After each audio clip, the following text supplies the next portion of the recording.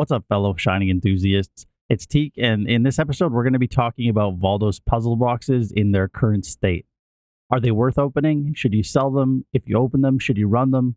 I opened approximately 2 mirrors worth of them to hopefully help answer some of these questions. Before we start, I want to go over a couple of trends that have swung wildly throughout the league, which have definitely played a big role in whether or not boxes were worth opening at that point in time. You probably noticed that Mageblood and Headhunter are super accessible this league, partially because of Magic Find and partially due to Valdo's boxes. One thing you might not have noticed was the insane price swap of Forbidden Flesh and Forbidden Flames. Mid-league Eater of Worlds invitations were sitting around a Divine, while Searing Exarchs were at 3 Divine. There was a huge shift in the Valdo's box contents when the patches on January 15th and January 25th dropped, which have now basically swapped the value of these due to Forbidden Flesh being so common as Valdo's reward. Before the market caught on, opening and running Valdo's boxes was insanely profitable because the amount of valuable Forbidden Flames you could get was huge.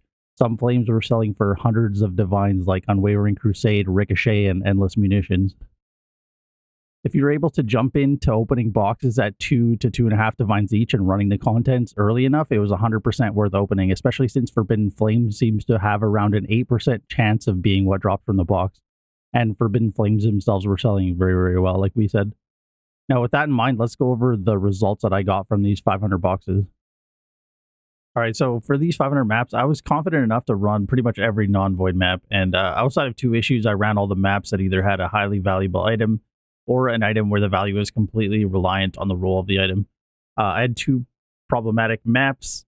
They ended up being the Infused Beachhead and the Forbidden Shaco. The Forbidden Shaco was just a misread. I didn't notice that I had to clear all of the abysses, and I ended up running over one and just kind of ignoring it, and then it died, and I didn't get the reward.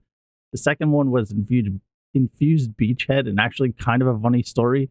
This map has a mod on it that has a chance to convert drop maps to compasses, and it actually converted my Infused Beachhead to a worthless compass, so that ended up being 0 profit from that. But despite that, we still ended up in the negative on our estimates, and I'll go over that here. So 500 total maps, 82% of them were non-void, and if you look under these columns for estimated value per ran and estimated value per sold, those are just kind of high estimates, especially the sold column, based on, what some of the other Valdo's maps are selling for. In some cases, you can just get a completely bricked version and it'll sell for like 20 or 30 divines in the case of Mageblood, so something to take with a grain of salt. But I wanted to estimate them high to emphasize just how much you would lose if you're pulling these out of boxes and then trying to sell them overall. So if you see here, if we sold them at 90% of the actual face value of the item, we're still losing 665 divines over the course of 2374 divine investment. And same thing goes if we ran them. We're still losing out on a lot of money if we're buying these, opening them, and running the map. Luckily, though, in my case, if you look on this column here, the actual total after running all the non-void maps, I got lucky and came out positive because I was completely carried by a Voices. I ran 3 Voices maps, 2 of them were 7 passive, and 1 of them actually ended up being a 3 passive, which is roughly around 700, 800 divines right now, depending on when you sell it. So that completely carried the entire thing. Without that, if we swap this to 0 here, you can see our profits are going to drop down. Our end profit, which is this number right here, this is combined our revenue from both ran maps and sold maps. We end up 137.26 divines in the hole. So definitely carried by Voices. Without that, this would have been a complete bust, and I just wanted to emphasize that because even though I made some money here, it's definitely not overall a good idea unless you get completely lucky with some of your drops. Now you can see under this column here, the actual total is what I actually got from selling the items that came from these maps that I ran. And you can tell which ones I ran because I marked them in like a darker blue and a lighter blue, as opposed to the, what would you call this, turquoise and white that I have on the ones that I didn't run. So all of the dark blue and light blue ones are ones that I actually ran and sold.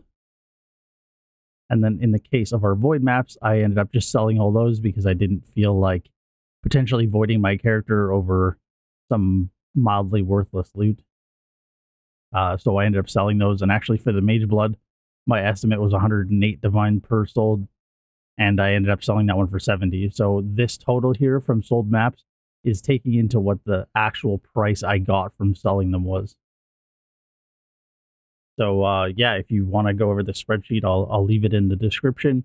And if you want to change some of the values to get a better idea of maybe you have like a better estimate or something like that, you can definitely do that.